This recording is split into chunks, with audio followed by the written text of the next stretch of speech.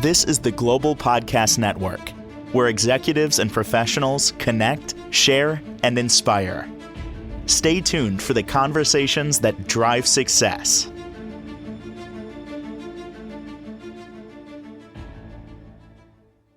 I swear, I'm like a kid. Because anytime we have a psychic medium on, I get excited. Like I get almost like butterflies, because you never know what's going to happen. You never know what you're going to learn. And she is one of those people, certified psychic medium. Connie Fusella joins us on the program. How are you doing today? Good, Steve. I'm really excited to be here today. Yeah, lots to talk about. Lots to talk about. And I've asked this question before, but sometimes the answers are different. Psychic medium. You're both. What's the difference between a psychic and a medium? Yeah, very good question. It's one of the first things I talk about when I do my big group events to describe the difference. So all of this work is done with energy, right? We're energetic beings. We're made of energy. And that's why spirit communication is possible because, energy can either be created or destroyed. It just changes shape. So a medium is someone that uses their energy or their vibration, raises it up very high. And then in order to make spirit communication happen with the afterlife, people in spirit have to lower their energy or their vibration. And where we meet in the middle is how that communication takes place, okay? So a medium is using their own energy, doing a consciousness to consciousness, soul to soul connection. A psychic is somebody that taps into their client's energy, okay? So they're going to read their client's energy, their aura, their energetic field, and pick up things, whether it's past, present, or, predict future outcomes. That's the difference. All mediums are psychics, but not all psychics are mediums. Beautifully said, and thank you. I think that's your superpower in terms of making things very clear.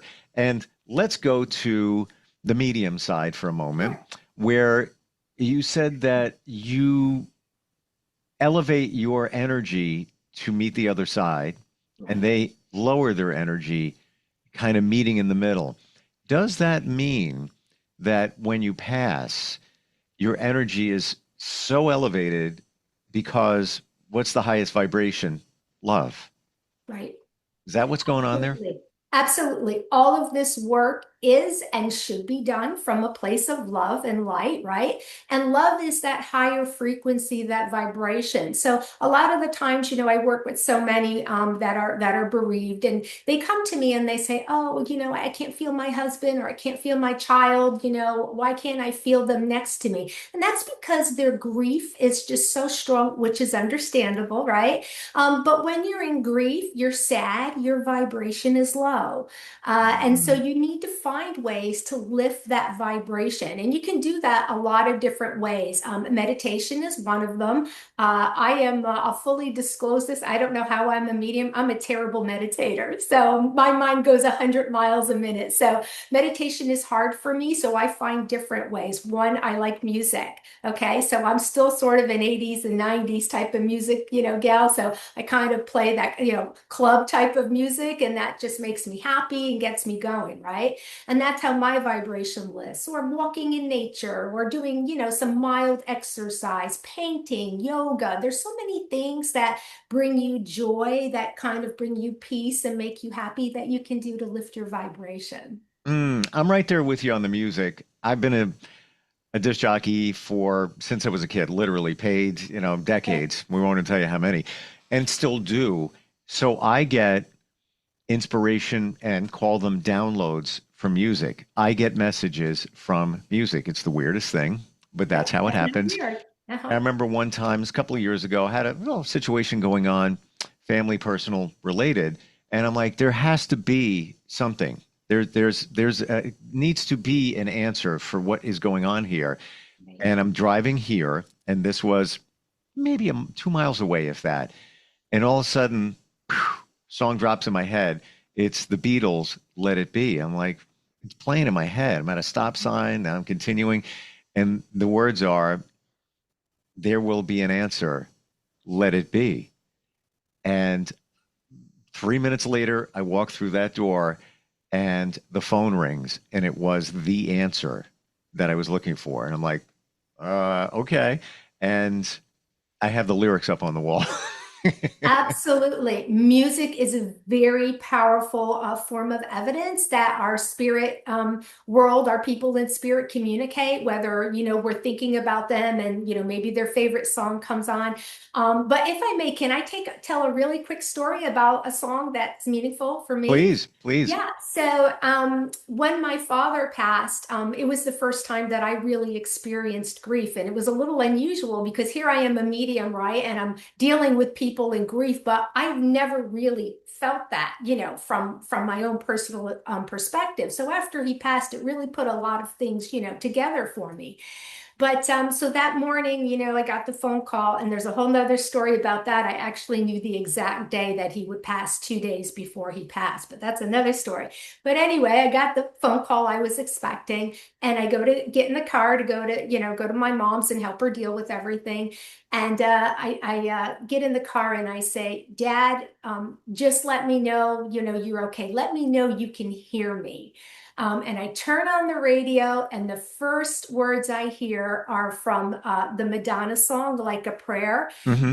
Words are, I hear your voice. It's like an angel calling. I have no choice. I hear your voice. And and that was like immediate, and I knew, my dad, could hear me, that he was great, which of course I knew as a medium that he is, but Sure. really I wanted something from him. So it was very powerful for me as far as healing. Yeah. Isn't it interesting that when you get those signs, it's like some people say, "All right, come on, what are the chances of?" And I've been there, I've told other signs that I've gotten, etc. Right. And some I'm skeptical, but when you know, you know. Do you know what I'm talking about? Absolutely, because this is, a lot of people, well, how do I know they're sending me signs? Like, what are they? And it's like, whatever you're doing in the moment. Let's say you're walking down the road and you're thinking of your mom, right? And Yeah. a turtle like stops right in front of you, right? Well, then the turtle is probably a sign from your mom. How do you know? Because you were thinking about her, but you get that feeling in your solar plexus, in your heart. You get that kind of tingle, like you just know, like this is real, Mm. right? So it happens. So, the problem is, a lot of people are looking for something specific, right? And I always say this when we're looking for signs or messages from the other side.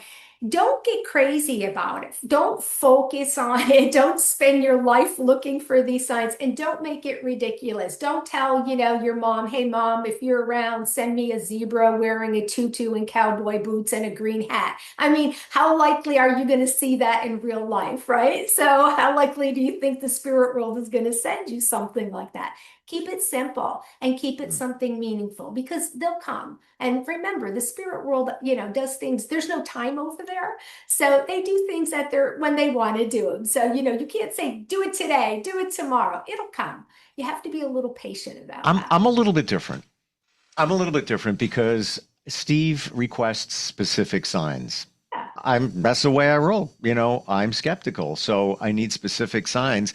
And I throw my mom passed 6 years ago.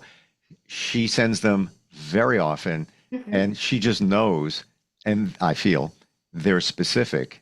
Can I share one like from 2 weeks Yeah. ago? Yeah, and I'm going to say that's fine. You can be specific, like send me a zebra wearing a tutu. That's fine. But don't go with the whole zebra, the tutu, the cowboy boots, the green. You know what I'm saying? That's a little, No, I gotcha. I gotcha. And to your point, I don't Yes. ask for the specific sign. I Right. don't say, well, I need you to show me this at this moment, blah, blah. I don't do that. I just request, would love to have a specific sign. 2 weeks ago, go to the supermarket, just going through, I was picking up something for my daughter. Um, and I'm like, I'm going to buy myself a treat. I'm going to get myself a treat. Yeah, something sweet. So I'm looking, I'm like, what can I buy myself? And I passed by the end cap of Entenmann baked products. I don't know if you're aware of Oh them. yeah. From New York, yeah. Oh, okay. We need to talk. So I stopped dead. I'm like, oh, they have my mom's favorite raspberry Danish. Now, I buy it every April on her birthday as a remembrance. But I stopped for a moment. I'm like, they got it. They don't usually have it. So I'm getting that. I grab it and I get my other stuff and I walk out, get into my car, and I look to my right, and 8 feet away, there's a van parked there. And on the van, it's a work van, HVAC company. It says Rose Air. It's the name of the company. My mom's name is Rose. So I'm like, okay, all right, cool. All right, thanks, Mom. Bye. I go to start the car and it's 9:42 p.m. and I realized that her phone number was 631-942 number. And I'm like, all right, that further validates it. And I was like, all right, thank you, Mom. I appreciate it. And, went home, enjoyed the Danish and all. Um, People can be skeptical and say, whoa. I choose to believe that that's specifically sent. There's a van next. I have a picture of it. Right, Like, what are the chances? And right, the 942 could have missed that one. I just, when you go to right. start your car, the time comes up. I choose to believe that that is very specific, one of many that she's done, many, many. And that's how I go with it. But yeah, there are skeptics, Absolutely. right? Absolutely. And see, and you weren't looking for it either, right? And it did No, happen. And but I that's could what have missed it. happens. I could have missed it. I think that we need to Right. be open to anything that may be there because it probably is there, but we are not seeing it. I might not have. What are the chances of me looking over at a van next to my car in the dark? Like what? You Yeah. know? Yeah. Do you feel, Connie, that when people pass, that their energy is always around us? It hasn't gone anywhere, except it's still around us. Absolutely, without a doubt.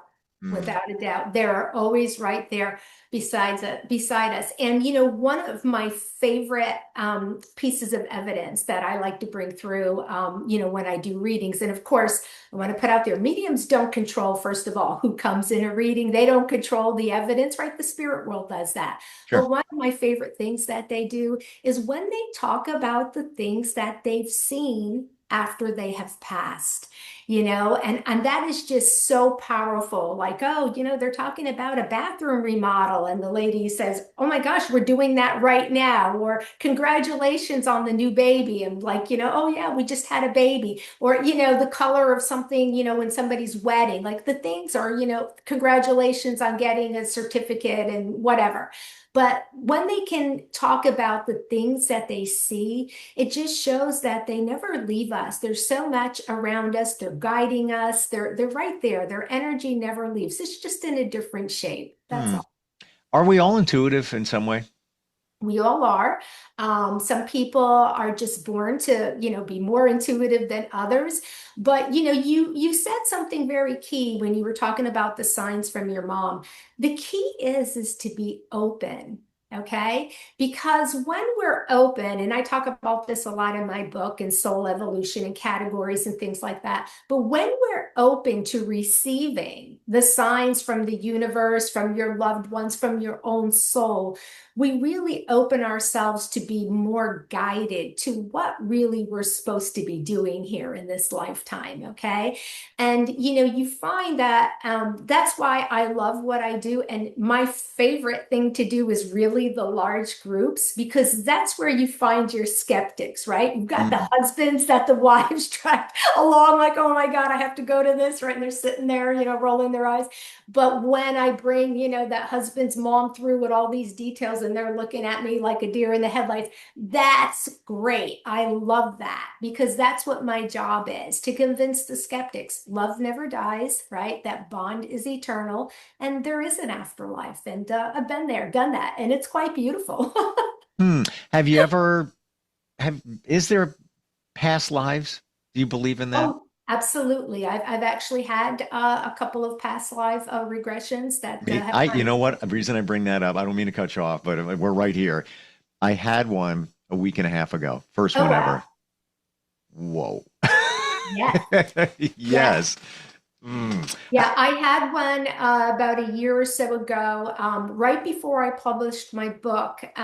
Because when I was writing this book, I was told the reason why you didn't do this sooner is because certain events had to take place and certain pieces of your life's puzzle had to take place, right?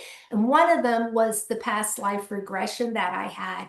And in it, I found out so many connections that I have to me, to to, for instance, Isis is a connection that I have, the goddess Isis, Egypt in general, peacocks. There's all these things that have been part of my life, and I guess subconsciously, my soul knows, but I didn't understand why I was attracted to certain things or did certain things. And when I had that past life regression, it put all the pieces of the puzzle together for me. I completely understand. It is the, and I'm skeptical, and even in that regression, I'll laser this down. I went away. It's just a solo trip, just me, my own retreat, just quiet, Right. peace, studying, whatever. And there was a horse in the field next to me. And just they would tie him up. It was in another country. I was like, I feel bad for him. Like, and I'm over there and I bring water down to him. I have to hike around to get to him and I bring, food and everything. But I felt like this weird connection. Like, I got you, man. I see you. I'm helping you. Do the past life regression. Horse comes up in my childhood, which I remember. It came back to me like, my dad used to take me and my sister to feed a horse, give him sugar cubes. I'm like, all right, whatever. Can I? Then I go into the past life where I was a farmer with a horse. Wow. Yeah. And the things that happened there, like I'm thinking, all right, come on, your mind put it all together, like, all right. Right. But my wife in this, I didn't see her. And I was like, well, where is she? I know she's around. I have a wife here. I'm staring at the barn, the farm, and all of that. I think it was like 1800s, something like that. Then I realized she died. Mhm. And I cried.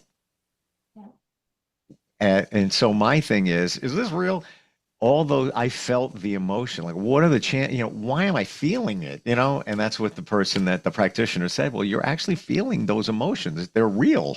This is just imaginary in your mind. Why would you feel them? Which pushes my needle over the 50% mark there of whether it's real or not. I'm like, Right. probably like 65%. You know what? It seems reasonable that you feel the emotion, right?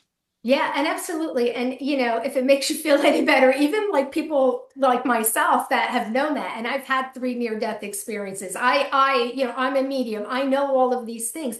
I was a little skeptical about past life regressions. I mean, and I've had dreams, and I'm always a little boy for some reason. I'm usually in a male form most of the times in my past life. Okay.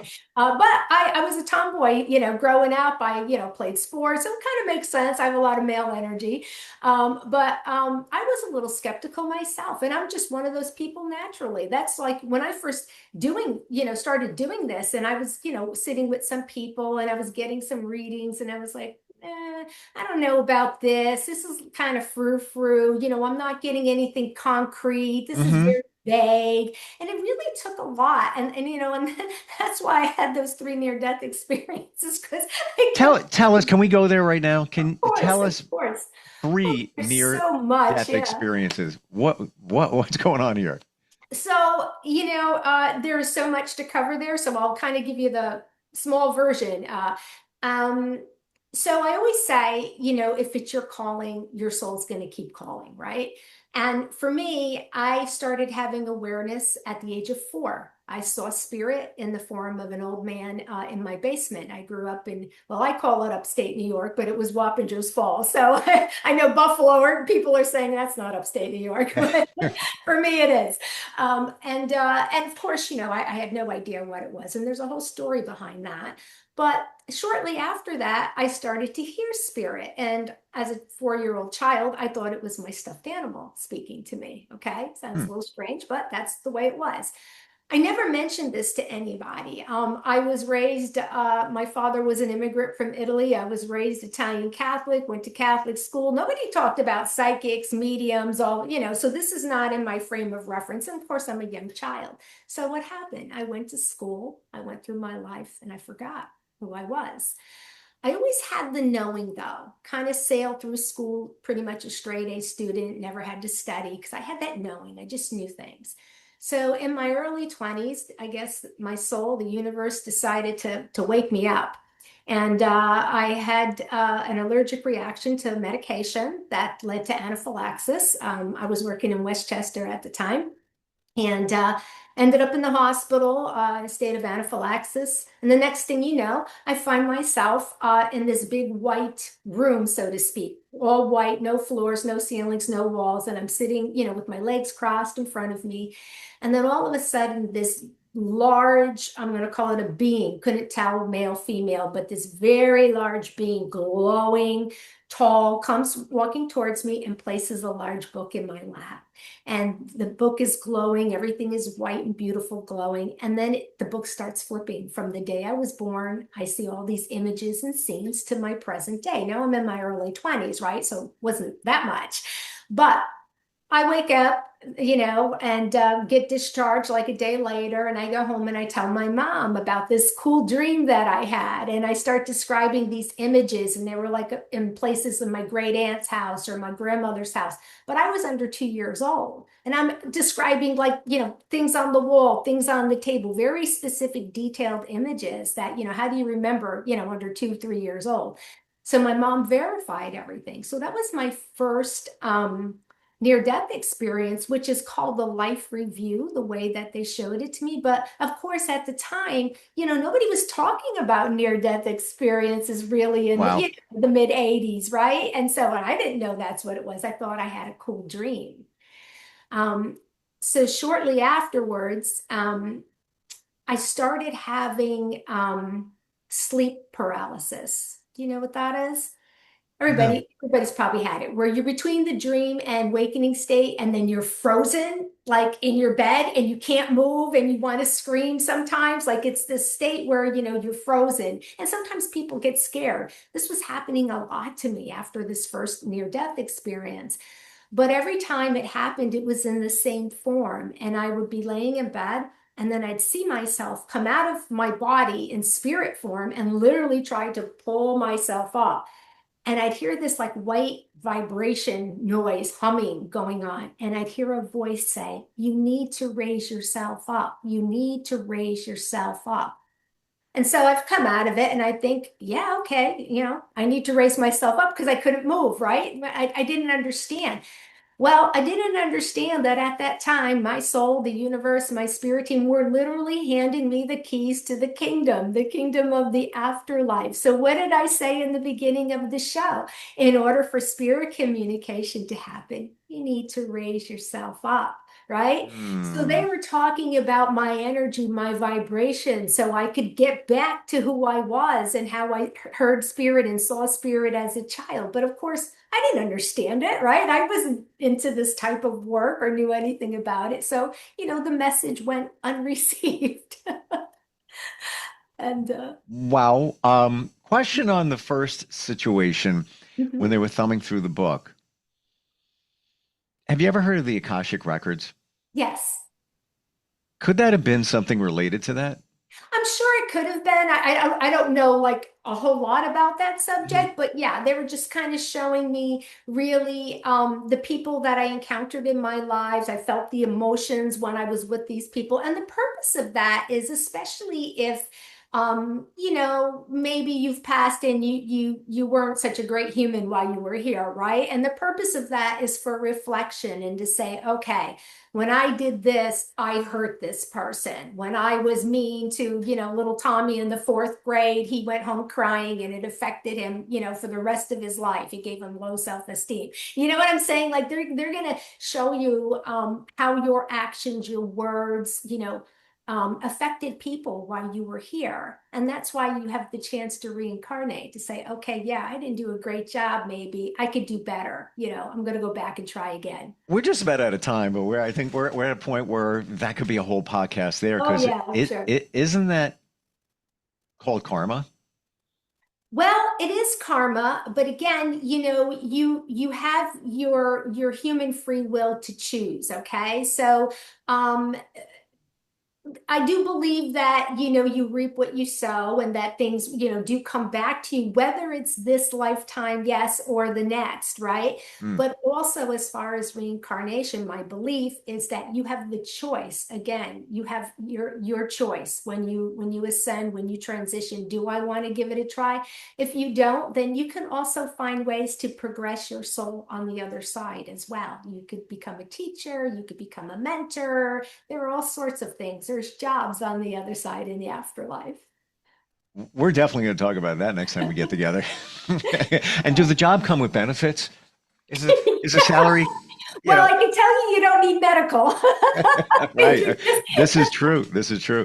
Connie, wonderful talking with you. You're like, your energy is like so high and feels so good. Got to tell you that. Oh, thank you. Good stuff. How do we connect with you? If somebody wants a reading, maybe they have a question, how do we do that? Sure. My website is www.meaningfulmessages.info.